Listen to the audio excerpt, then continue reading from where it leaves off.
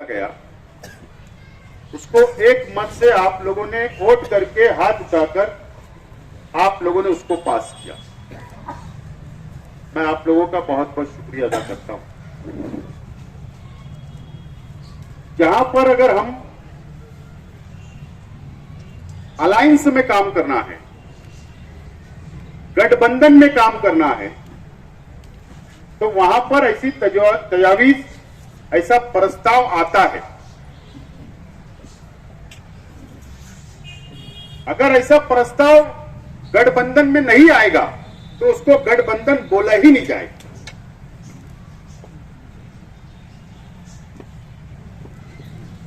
आज तीन पार्टी मिलकर इंडिया आघाड़ी यहां पर तैयार की गई। जो प्रमुख है कांग्रेस पार्टी, शरद पवार साहब की राष्ट्रवादी कांग्रेस पार्टी, उद्धव ठाकरे साहब की शिवसेना और बाकी छोटे छोटे पक्ष मिलकर यहां पर इंडिया आघाड़ी भारतीय जनता पार्टी के खिलाफ में, एनडीए के खिलाफ में महाराष्ट्र के अंदर इलेक्शन लड़ रही है। अगर हम हमारी बात नहीं रखे अगर इंडिया आघाड़ी के सामने, तो मैंने कहा ना कि वो गठबंधन ही नहीं होता है। अगर ऐसा नहीं होता तो आज तक सीट शेयरिंग हो जाती, बात बन जाती। लेकिन हर पार्टी अपनी अपनी बात रख रही है, अपनी अपनी बात को मनवा रही है, इसलिए ताखीर हो रही है। और उसी तर्ज पे चलते हुए आज ये तजवीज और ये प्रस्ताव हमने यहां पर रखा है। हम उस उसूल के साथ चल रहे हैं, उसूल के खिलाफ नहीं चल रहे हैं। क्योंकि जाहिर सी बात है, जब उम्मीदवार डिक्लेयर हो जाएगा, जब स्टेज लगेंगे, जब वोट मांगने के लिए हम लोग, हमारे वर्कर गली गली जाएंगे, जिस उम्मीदवार के साथ जाएंगे तो वो हमारी पार्टी का उम्मीदवार नहीं होगा। उसके बावजूद भी हम ईमानदाराना तौर पर हम लोग महागठबंधन का धर्म पालेंगे और उसके लिए वोट मांगेंगे। तो जाहिर सी बात है, हमारा भी हक बनता है कि हम लोग हमारी डिमांड भी मंजूर उन लोगों से पहले करवा लें। हमारा हक बनता है, क्योंकि आज अगर हम एमआईएम के अगर कोई मुकाबले में शहर में है, तो ये बैठे हुए लोग, ये जिम्मेदार, और ये शहर के अंदर हम लोग सबसे बड़े अफसर हैं। अगर हो सकता है एमआईएम ने यहां उम्मीदवार अगर उतार दी, तो मुकाबला कौन करेगा भारतीय जनता पार्टी से? सवाल है बहुत बड़ा चाहिए। अगर एमआईएम ने कैंडिडेट उतार दी, तो बीजेपी का मुकाबला कौन करेगा? मुझे बताओ। ये मीडिया वालों से भी सवाल है और ये शहर की आवाम से भी सवाल है। मुकाबला करने की ताकत यहां पर बैठे हुए लोगों के अंदर है और शहर के अंदर किसी के पास नहीं। तो इतना हक तो बनता है, एक हाथ दे और दूसरे हाथ से ले। तो तजवीज की हिमायत मैं करता हूं और ये तजवीज राइटिंग में लिखकर, मराठी के अंदर लिखकर पार्टी आला कमान तक भेजने की जिम्मेदारी भी पदाधिकारियों की रहेगी, आप लोगों की रहेगी। आप लोगों को पहले भेजे। दूसरी बात, ये कोई दबाव की राजनीति नहीं है। हमारा सिंबल नहीं होने के बाद हम उस सिंबल के लिए वोट मांगना, ये भी बहुत बड़े कलेजे का काम होता है। तो जाहिर सी बात है, हम हमारा हक तो पहले मांगेंगे।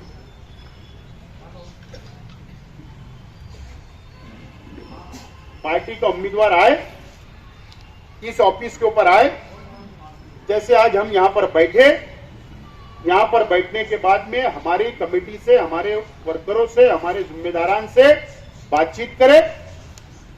और अगर हो सकता है कि वो काबिल उम्मीदवार नहीं होगा, उतनी काबिलियत बात करने की नहीं होगी, तो ऑब्जर्वर मुंबई से आए उनके साथ में, और ऑब्जर्वर के साथ बैठकर पहले हमारी बातचीत मुकम्मल करे और उसके बाद फिर इलेक्शन देखो। उम्मीदवार बाजू में हम कर देंगे। भाजपा से लड़ने के लिए पहले हम मैदान के अंदर आएंगे उम्मीदवार से। कितनी ईमानदारी हमारे अंदर है। तो पहले हमारी शरायत के ऊपर बातचीत करो। जो तजवीज मैं रिपीट नहीं करना चाहता, लेकिन ये तजवीज के ऊपर बातचीत करेंगे। वक्त तो बहुत है, 20 तारीख है, 20 मई को इलेक्शन है, 11 या 12 अप्रैल को इंशाल्लाह ईद होगी, त्योहार का हफ्ता मुकम्मल होगा। उसके बाद हम लोग वापस एक बड़ी मीटिंग लेंगे और जो आज जो तजावीज पास की गई उसके ऊपर क्या हुआ उसके बाद चर्चा करेंगे और उसके बाद हम ऐलान करेंगे कि हमको झंडा पकड़ना है या नहीं पकड़ना, उसके बाद ऐलान करेंगे। तो जब तक के लिए बहुत वक्त है हमारे अपने पास, लेकिन यह तो तय है कि हमारा मिशन है भाजपा को हराना, फिरका परस्त ताकतों को खत्म करना, इस देश के संविधान को बचाना। यह हमारा अपना फर्ज है, उससे हम लोग कंप्रोमाइज नहीं करेंगे। ताकत के साथ भारतीय जनता पार्टी से हम लोग मुकाबला करेंगे, यह तय है। इसके अंदर कोई मिलावट नहीं होगी, कोई पर्दे के पीछे बात हम नहीं करते। हम लोग खुला खुला बात कर रहे हैं मीडिया के सामने और आइंदा भी खुली खुली बात करेंगे और खुला खुला इलेक्शन हम लोग लड़ने के लिए तैयार रहेंगे। रही बात, मैं उम्मीदवार कल भी था, आज भी हूं और अभी तक मैंने फैसला नहीं किया कि मैं माघार हो गया या रिवर्स हो गया हूं।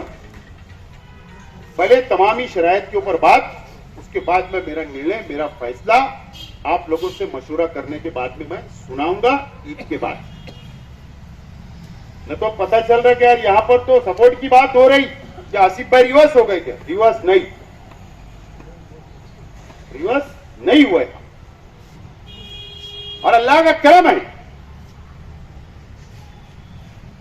कि हमारे हिंदू भाई, हमारे पास विठल बर्वे बैठे, धर्मा अन्ना बैठे, सावंत बैठे, ये हमारे कॉर्पोरेटर है, शेख रशीद साहब के जाबाज सिपाही है, मनमोहन बैठे और हमारे कई हिंदू कार्यकर्ता, कई हमारे साथी, और उसके अलावा मालेगांव तालुके के हमारे हिंदू भाई, दलित भाई, आदिवासी भाई, अलग अलग धर्म के लोग। मैं जिम्मेदारी से बोल रहा हूं आप लोगों को कि मुझको जब वो मिलते हैं या वो मेरे को मैसेज भेजते हैं, यार आसिफ भाई एक टाइम तुम लड़ लो, हमको भी शेख रशीद साहब का कर्ज उतारना है, आज वो दुनिया में नहीं है, आप लड़ लो, हम आपके साथ हैं, हम आपके साथ रहेंगे, आपके साथ कोई भी भेदभाव नहीं होगा। हम कोई भी पार्टी को मानने वाले हैं, लेकिन हमारा हक का उम्मीदवार अगर रहेगा तो हमको वोट देने भी अच्छा लगेगा। वो लोग ने हौसला हमको दिया है, यकीन जानो दिया है, इसलिए हम लोगों को कॉन्फिडेंस है, हिम्मत है और इसलिए लड़ने की बात कर रहे हैं मैदान में। और उसी के साथ साथ मैं आज आपको बताऊं, सैयद मुस्लिम साहब बैठे हुए थे आज राष्ट्रवादी भवन के नीचे, जो अफ्तार हमारा होता है रोजाना, वहां पर धर्मा जी, सावंत जी, विठल जी, जो रथ, देवी का रथ जो सिरपुर से आता है और जो गढ़ पे जाता है, बात समझ लो, जो रथ आता है और वो रथ जो शहर में से जाता है, और पिछले 2 साल से जो लैंड ऑर्डर खराब हो रहा था, वो रथ के जिम्मेदार, जो रथ निकालते शिरपुर के लोग, वो तमाम ही जिम्मेदारान गाड़ी मेरे से कल फोन करे, आज का मैंने वक्त दिया, आज वो मेरे पास आए, हमने उनका इस्तेकबाल किया, उनको मिठाई खिलाई, पानी पिलाया और चाय पिला के बैठाए। और उन्होंने क्या कहा मालूम है कि ये गढ़ की यात्रा का हमारी परंपरा है। थके छुपे अंदाज में उन्होंने कहा कि कुछ लोग हमारे रथ का सियासी फायदा उठाना चाहते थे, लेकिन आसिफ भाई अब हमको ऐसा नहीं करना है। अब हम लोग ये सब भेदभाव को खत्म करके हम लोगों को दोबारा एक एकता के साथ, भाईचारे के साथ हम लोग को आगे बढ़ना है। इतनी बड़ी बात वो क्यों हमारे पास है, क्यों दूसरों के पास नहीं गए? उसकी वजह है कि उन लोगों ने पूरे मालूमात दी होंगी कि कौन शहर के अंदर अमन रखता है, कौन सच्चे लोग हैं, कौन शहर को बचाना चाहता, कौन हिंदू और मुसलमानों में फसाद नहीं चाहता। तो वो परिवार शेख रशीद परिवार इसके लिए है। हमने कहा कि एडिशनल एसपी साहब से मेरी बात हुई, एडिशनल एसपी साहब से वो लोग भी मिले। मैंने कहा कि जैसा मेरे पास आए और शहर के दीनी तंजीमें के जिम्मेदारों को भी बुलाए, एसपी ऑफिस में मीटिंग करे। और ये बहुत अच्छी पहल है कि जो आप लोगों का सियासी इस्तेमाल करते थे, जो ये शहर का हिंदू मुसलमानों के एकता को भंग करते थे, आप उनको बाजू में करते हुए वापिस वो परंपरा बरकरार रखने की आपने पहल की। हम आपका इस्तेमाल करते और एक मीटिंग लेकर हम लोग शहर के लोग ना कभी ऐसे थे और ना आइंदा हमने कभी ऐसा किया और ना करेंगे। तो ये हमारी अपनी एक सोच है, ये हमारी अपनी क्रेडिट है। तो इस बेस के ऊपर हिंदू मुस्लिम एकता, और अगर किसी को कैंडिडेट कोई परिवार का कोई चॉइस करता मुस्लिम समाज में, तो वो शेख रशीद परिवार का वो चॉइस करते। तो ये एकता और अखंडता ये हमारे अपने परिवार की, इसलिए हम बोलते हैं लड़ने के लिए। न तो मैं दावे से बोलता हूं दूसरा शख्स ऐसा धुलिया लोकसभा मतदार संघ के अंदर नहीं है कि जिसको दोनों समाज उसको कबूल करे, दोनों समाज कबूल नहीं। इसके लिए हम बोलते हैं, इसलिए मैं आज वापिस रिपीट कर रहा हूं कि मागार नहीं, जब तक हमारी आज की जो तजावीज के ऊपर डिस्कस नहीं होगा, बात नहीं होगी, उसके बाद ही हमारा निर्णय और हमारा फैसला होना। दोस्तों और साथियों, आज रमजान महीना चल रहा है। ऐसा कोई भी दिन या कोई भी पल या कोई भी अफ्तार हमारे अपने परिवार के लिए शेख रशीद साहब की याद ना आई हुई और हमारी अफ्तार है, ये हमारे लिए वक्त गुजरा। लेकिन अल्लाह का करम, आप लोगों ने जो हिम्मत दी है पहले दिन से और अभी तक 4 महीना भी मुकम्मल नहीं हुआ शेख रशीद साहब को दुनिया से जाने, लेकिन आप लोगों की हिम्मत, आप लोगों का सपोर्ट, आप लोगों की ताकत, शहर की आवाम की मोहब्बत के बलबूते के ऊपर हम लोग मजबूती से खड़े हैं। असलम अंसारी साहब ने जिक्र किया, ये बोलने वाली बातें नहीं है। हमारा एक एक कार्यकर्ता इस बात की गवाही देगा कि जिस तरीके से शेख रशीद साहब सबको त्योहार के अंदर, रमजान के अंदर, ईद के अंदर अपनी खुशियों में शामिल करते थे, अल्लाह का करम है कि मेरा परिवार, मेरी खानदान, मेरे चाचा लोग, हम लोग मिलकर वही कोशिश कर रहे हैं। अभी 20 दिन हुआ, अभी 10 दिन बाकी है, लेकिन मैं जिम्मेदारी से बोलूंगा कि ईद के दिन आपको कोई ऐसा नहीं मिलेगा कि ये परिवार ने शेख रशीद साहब के जाने के बाद हमको भूल गया, कोई नहीं मिलेगा। इतनी जिम्मेदारी है मुझे, जिम्मेदारी से बोल रहा हूं। आप लोग ईद के दिन मिलके या किसी वर्कर से पूछना कि तेरे को भूल गए क्या, ढूंढ ढूंढ कर यहां बैठकर शेख रशीद साहब किसको याद किया करते थे, चाहे वो शब्बीर चच्चा हो, हैदर चच्चा हो, शाकिर भाई हो, जाकिर भाई हो, ये जो यहां उनके साथ बैठते थे, मैं उनसे पूछ रहा हूं, हम लोग पूछ रहे कि किसको शेख रशीद साहब याद करते थे। या कोई, मैं कहीं निकल रहा हूं, कोई मिल जाता कि यार शेख रशीद साहब हमें याद करते थे, तो या तो जगह पे उससे हम लोग मिल ले रहे, या तो बोलते जाओ शब्बीर चच्चा से मिल लो, खालिद हाजी यहां बैठकर वही काम कर रहा। तो ये बोलने वाली बातें नहीं है, लेकिन हम शेख रशीद साहब की सिर्फ सियासत लेकर नहीं चल रहे, उनका जो बड़ा दिल था, रहम दिल था, वो भी लेकर और उनकी आदतों को भी लेकर चल रहे हैं। आपने जैसा आज तक भरोसा किया, इंशाल्लाह आप लोग आइंदा भी भरोसा विश्वास करते रहे। हर तरीके से हम लोग शेख रशीद साहब की सोच को लेकर चलने की पूरी हम लोग कोशिश करेंगे। पहले क्या होता था कि शेख रशीद साहब बैठकर आधा काम शहर का निपटा लेते, अवामी मसाइल हल कर लेते, पंचायत हल होता, गरीबों के मसाइल हल कर, तामीरी काम कर लेते, आधे से ज्यादा काम कर लेते, हम लोगों की कोई फिक्र उकर नहीं थी। लेकिन अब जिम्मेदारी आ गई, 24 घंटा आप लोगों के भी पास है, मेरे पास भी 24 घंटा। अब वो आधा काम भी और मेरा भी आधा काम, अब इसको पूरा 100% काम, 100% काम मुझको और अपने साथियों को जिम्मेदारी उठाना है। अब कैसे उठाई जाएगी, उसके लिए कुछ 4 महीने के अंदर तो सब सेट नहीं हो पाएगा। धीरे धीरे धीरे धीरे सब मुकम्मल सेट होगा, सब बराबर होगा। आप बिल्कुल चिंता मत करो, फिक्र मत करो। और आपने देखा शेख रशीद साहब गए नहीं तो परिवार पर मुसीबतें, छोटे गुना दाखिल, पुलिस स्टेशन का मसला, कोर्ट कचहरी, हाईकोर्ट तक मामला, सियासी लोगों की अमल दखल, सियासी प्रेशर, सब एक साथ होकर फंसाने की कोशिश, सब चल रही है। लेकिन अल्लाह का करम है कि मैंने मेरे भी पार्टी के लीडरान से मैंने मदद नहीं मांगा। क्या बोल रहा हूं मैं? मदद नहीं मांगा। मैं ये मानता हूं ये सब सीखने मिल रहा है, तजुर्बा मिल रहा है। क्योंकि आप शेख रशीद साहब पहले संभाल लिया करते थे, अब शेख रशीद साहब नहीं है, अब ये हमको झेलना है, तो इसको आदत बनाना पड़ेगी और अपन खुद लड़ना पड़ेगा और आगे बढ़ना पड़ेगा। इसके लिए मैं किससे मदद नहीं।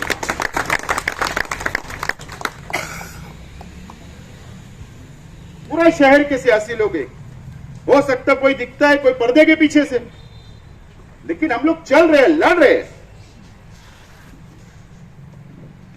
4 महीने में इतनी मुसीबतें आई और अल्लाह का करम है कि हर मुसीबत से अल्लाह ने हम लोगों को कामयाबी के साथ आगे बढ़ाया और आगे बढ़ रहे हैं। तो ये तमाम ही चीजें ये आप लोग को समझना है, आप लोगों को समझ बूझकर आगे बढ़ना है। कुछ साथी नाराज हो जाते हैं, लेकिन वो मेरा मिजाज नहीं है।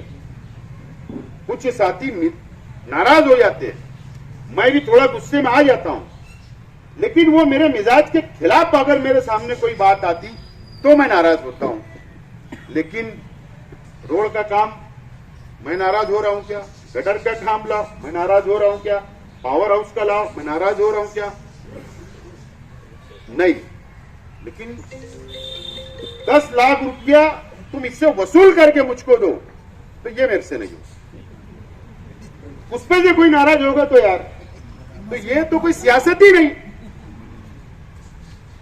ये कोई उसूल की बात नहीं। मैं दादा थोड़ी हूं कि किसका वसूल करके दूं, मैं कोई सुपारी उठाने वाला थोड़ी हूं। मैं सियासी आदमी हूं, समाजी आदमी हूं, विकास डोलप समाज के मसाइल हल करने वाला आदमी हूं। सियासत इसका नाम है। लेकिन उस वजह से कोई नाराज होगा, मैं क्या करूं? तो मैं भी अब आदत बना रहा हूं। मैं भी बहुत जज्बात में आ रहा था कुछ दिनों से, फिर मैंने सोचा यार ये तो हमेशा जिंदगी के साथ लगने वाली चीज रहेगी। आज ये कल आया, कल दूसरा आएगा, कल तीसरा आएगा। तो मैं भी ये सोच लिया अपन तो अपनी ट्रेन तो चलने वाली है, स्टेशन आएगा, जिसको उतरना उतरे, आगे वाले स्टेशन पे जिसको चलना हो चल जाएगा। क्या करेंगे?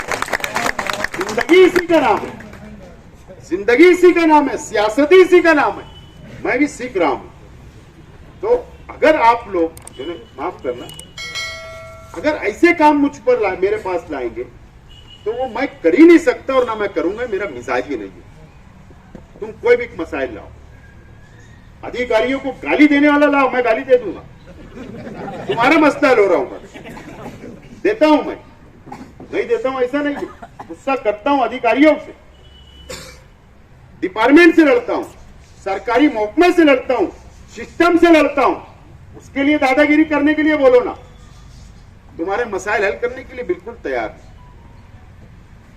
तो आपको भी समझना पड़ेगा कि हम कौन सा काम लेकर जा रहे हैं, ये लेके जाना चाहिए या नहीं जाना चाहिए। आज मैंने मेरे दोस्त को फोन किया और मेरे दोस्त को मैंने कहा कि यार तू फला फला लोगों के साथ नजर आया, मुझे अच्छा नहीं लगा।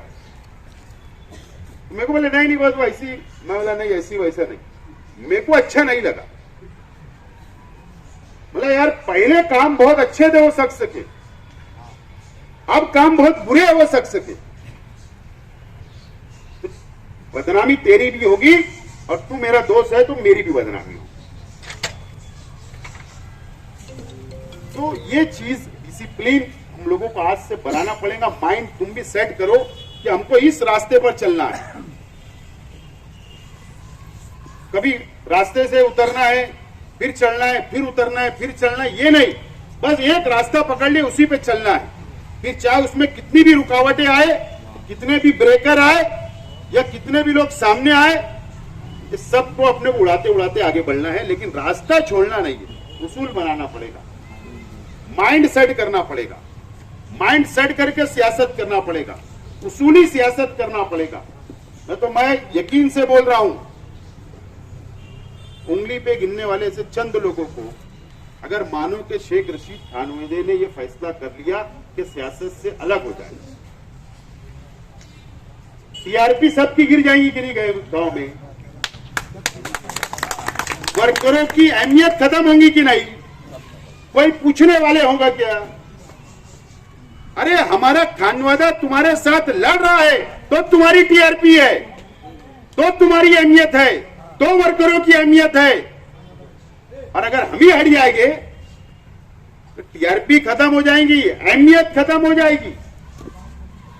लेकिन शेख रशीद साहब ने हमको सिखाकर चला गए कि नहीं, गरीबों के लिए लड़ना है, मसाइल हल करना है, साथ देना है, उनकी मदद करना है, तो हम लोग कर रहे हैं।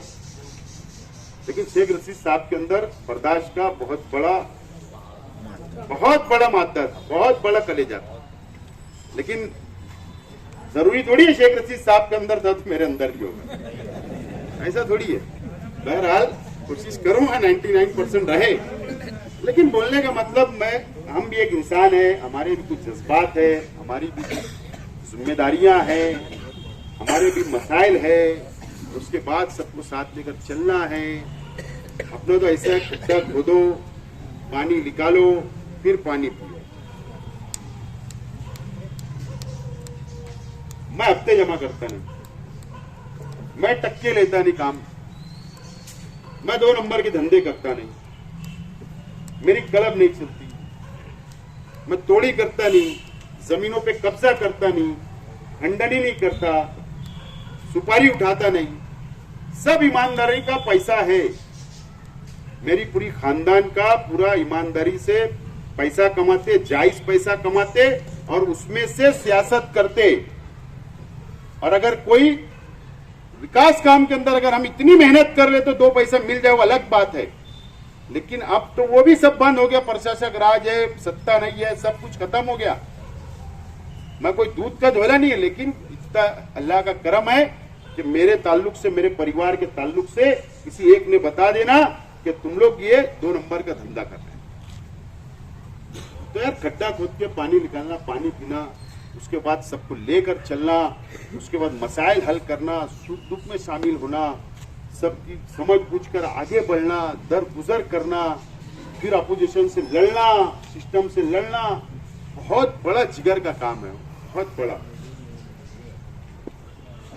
तो असलम भाई बोलते हैं यार ये सब तुम ही निपटो यार, ऐसा कि अजान हुई चले जाते, बोलते मैं जा रहा, बोले अपने से होगा नहीं। कई लोग चले जाते, थक जाते, लेकिन हम लोग थकते नहीं, चलते रहती बात। तो हम अपने परिवार के अंदर बैठे थे, सारी बातें मैं शेयर करने की मैंने सोचा कि आज शेयर करो, क्योंकि आपका भी माइंड सेट रहने वाला। तो ये तमाम ही चीजें आप लोग समझ लो। सीधा कुछ लोगों ने बोला ऐसा जरूरी नहीं है, हाँ ये बात हो सकती है कि अब एक आदमी, मेरा मन ही नहीं है 1 लाख से बात करने का, मीडिया वाला मन ही नहीं है मेरा बात करने का, वो 25 कॉल करे ना, मैं क्यों उठाऊं, मेरा मन नहीं है ना। वो काम गलत मुझे बोल रहा तो मैं ये फोन ही क्यों उठाऊंगा उसका, पहली बात। तो वो बोलेगा शहजाद अख्तर को, मीडिया वालों को, यार साहब ने मेरा फोन ही नहीं उठाया। अबे भैया ये भी तो बोल दे कि क्यों फोन नहीं उठा रहे, मेरा क्या काम था गलत, ये क्यों नहीं बोल रहा तू, साहब ने फोन नहीं उठाया, साहब ने फोन नहीं, तो ये तो बोल दे तेरा काम क्या था। वो नहीं बोलता, अबे फोन नहीं उठाया, बहुत अहम काम था, अबे क्या अहम था। ये बातें को छुपा ली जाती है, लेकिन फोन नहीं उठाने वाली बात को शेयर कर देते, तो ये ठीक बात नहीं। तो माफी के साथ जो भी मेरे बोला चाला होगा रमजान महीने में, आप लोग माफ करें, अल्लाह वास्ते मैं भी माफ करता हूं। इंशाअल्लाह आज की मीटिंग अल्लाह ताला इसके अंदर इसको कबूल करे और हम लोग कामयाबी की तरफ चलते रहे। और इस मीटिंग के जरिए इस रमजान की बरकत से इंशाअल्लाह इंडिया आघाड़ी का उम्मीदवार चुन के आई। हमारी कोशिश होगी, हमारी तजवीज पर अगर अमल किया जाएगा तो इंशाअल्लाह कामयाबी जरूर है। शुक्रिया, बहुत बहुत शुक्रिया।